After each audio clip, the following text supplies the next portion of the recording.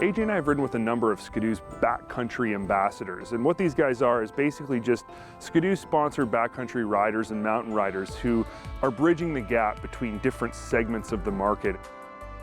And they're kind of introducing these types of riding styles to the public through their own riding.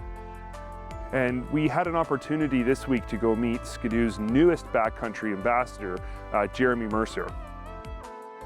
On our way into Denver in the airplane, and then for hours driving out of Denver, there wasn't a flake of snow on the ground. And I was getting a little bit concerned as the further away from Denver we drove, further into the mountains, not seeing any snow.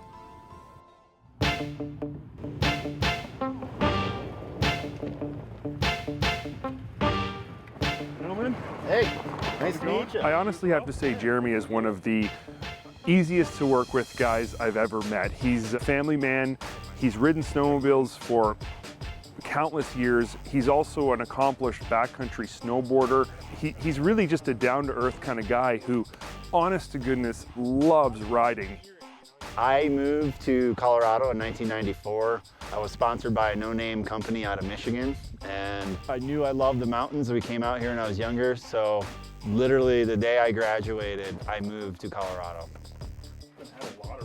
While we were unloading our sleds, Jeremy was telling me about how much snow this area gets year after year, and how there's, you know, a 12-foot base and 5 feet of powder, and this year was such a different year. There just wasn't that much snow, and it was evident in the parking lot, and I was getting a little nervous. The drive had shown there wasn't a lot of snow in the area. Where we had unloaded, there was a little more, but in general, it was looking pretty skinny. However, Jeremy promised me he knew some secret areas back there that we were going to find some sweet powder and be able to ride in the trees. So I put the whole story in his hands and trusted him, and it turns out he didn't let me down.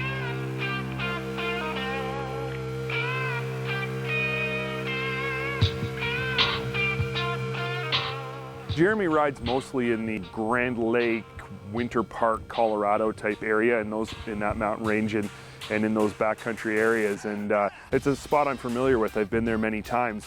I hadn't been to the secret spots Jeremy was going to take us to, but I knew the area. For me, snowmobiling, I come out, I can't get enough of it because it's the most challenging thing I've ever done. And there's so many different types of riding you can do, from trees to side hilling to jumping, different snow situations. And not to mention the exploring is probably my favorite part of the sport. Going to new areas on a daily basis is pretty hard to beat. It was only a short ride from where we unloaded the truck to where Jeremy had a spot picked out, and he'd found some different areas for us to ride to mix things up. The first place he wanted to take us to was this area in the trees, and it was his favorite spot to ride on a north-facing slope where there was lots of powder, and we spent a good amount of time ripping around in those trees, him showing me a few tricks that maybe I'd never seen before. For the last 4 years, I ran a backcountry guide business where we did snowmobile tours, we did sled skiing, we did avalanche classes with Mike Duffy, and basically kind of became an ambassador of the sport on my own by just taking people out. And then I got connected with Skidoo to be a backcountry ambassador, and they asked if something I'd be interested in. And of course I about jumped through the roof of my car when I heard that. Jeremy rips, he just goes for it. And it was really fun to watch. There was lots of little kind of pillowy stuff inside the trees so that we could, you know, pound off of and catch some air and pull some sweet wheelies. So him and I had a really good time just exploring all the different things that tree line had to offer.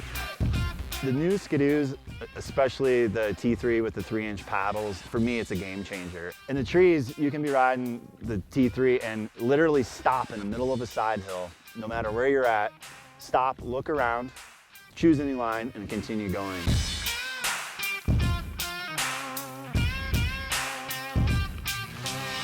We then ventured kind of outside of the tree line and played in the bit of powder that was available just on the outer edges of the tree line itself. And of course, it doesn't matter where I go or where AJ goes or where any of us go for that matter, we got to find some jumps, we got to find some nice launches.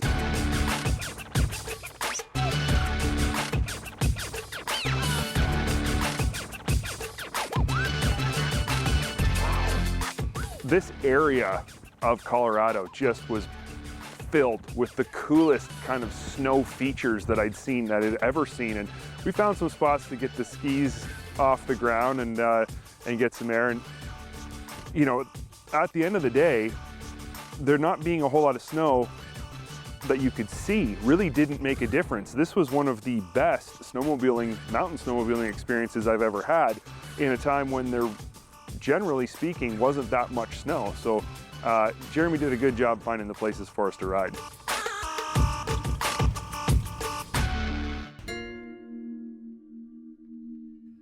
Jeremy was very specific about the conditions, and the conditions were pretty bad for avalanches right now, just the way things were in the area. And Jeremy had the perfect guy, Mike Duffy, to come out and show us a little bit about what avalanche safety is all about.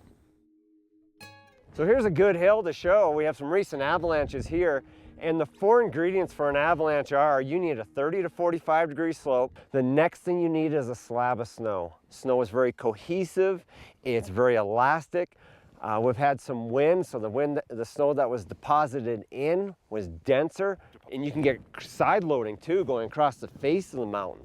And then the next thing we need is a weak layer. The weak layer can just be denser snow on top of less dense snow.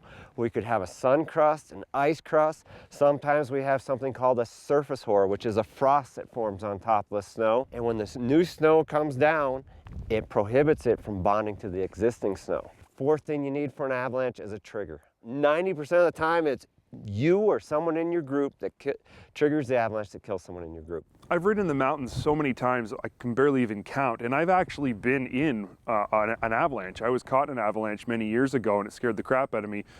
So when Mike gave us the opportunity to learn a little bit more about avalanche safety, I jumped on that right away. Another thing I do is I have these 5 big rules you follow in the backcountry. One of the things is only one person on a slope at a time, and the reason being is in North America, if you have a multiple burial, you have a fatality because it's the digging that takes the most time in a rescue. The average depth of burial is about 1 meter. To dig someone out that's 1 meter down, you usually have to move 1,500 to 2,000 pounds of snow. Never go above your partner, never go on the hill to help. If someone's climbing, like this hill right here, no one's parked in close, they're way back on a good island of safety, they can keep their eyes on the person and get a last seen point, reduce the search area. Third thing is have a plan. Who's first on the slope? Who's last on the slope?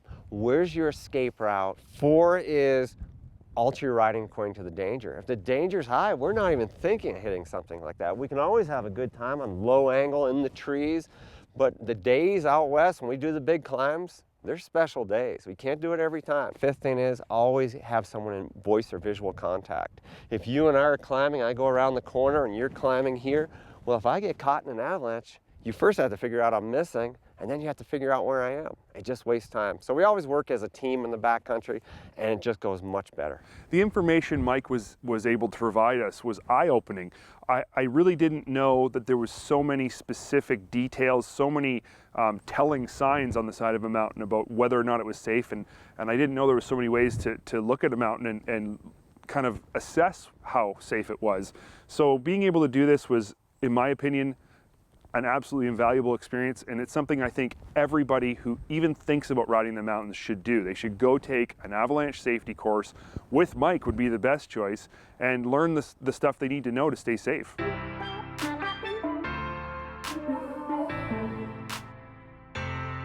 As a backcountry ambassador, Jeremy has a very unique kind of goal. He has been sort of a pioneer / involved in this sport called sled skiing. Sled skiing is using the snowmobile like a chairlift. So basically we put the racks on the snowmobile and we can take 2 people at a time to the top of a mountain. The person that'd like to ski or snowboard straps in while the other snowmobiler goes down, watches them from an island of safety, comes down, skis, and we just take turns and we do laps all day.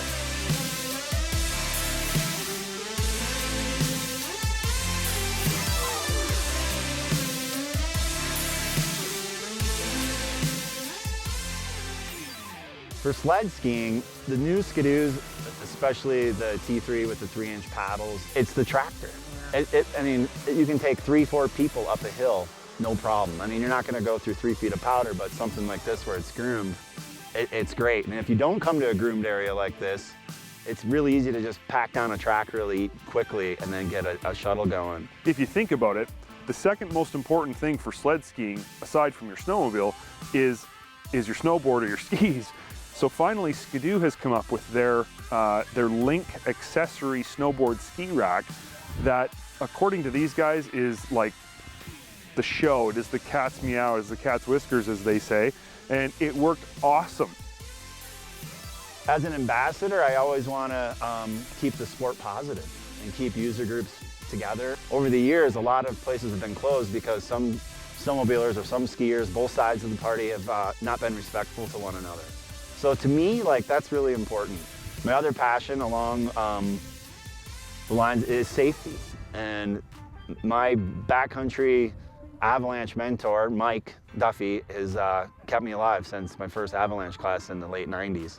And to me, that's really huge too. At the end of the day, when we were done kind of riding and sled skiing, you know, we went up on top of the highest peak we could find, which was about 12,800 feet, and looked around and I thought to myself, if you're not willing to give snowmobiling, particularly mountain riding, a chance, you're never going to see this. But this is a trip I'm going to hold on to. This is one I'm going to remember for the people, for the riding, and for the incredible scenery and mountain views we got on top of that mountain.